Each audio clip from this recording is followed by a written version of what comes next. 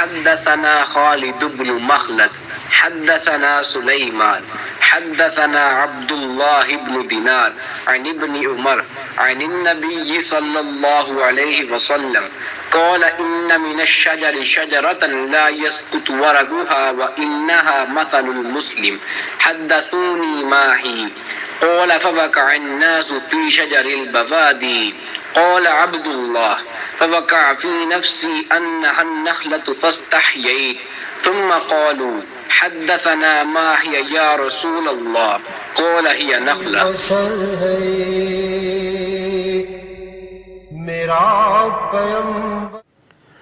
آپ صلی اللہ علیہ وآلہ وسلم نے فرمایا، درختوں میں سے ایک درخت ایسا ہے کہ اس کے پتے نہیں جھڑتے، اور مسلمان کی بھی یہی مثال ہے، بتلاؤ وہ کون سا درخت ہے؟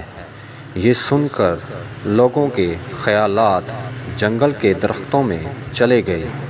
عبداللہ نے کہا کہ میرے دل میں آیا کہ بتلا دوں کہ وہ کھجور کا درخت ہے، لیکن وہاں بہت سے بزرگ موجود تھے، اس لیے مجھ کو شرم آئی۔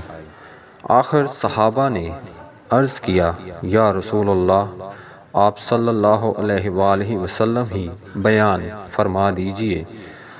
آپ صلی اللہ علیہ وآلہ وسلم نے بتلایا کہ وہ کھجور کا درخت ہے۔ صحیح بخاری حدیث نمبر 62۔ نظارہ ہے خود نظر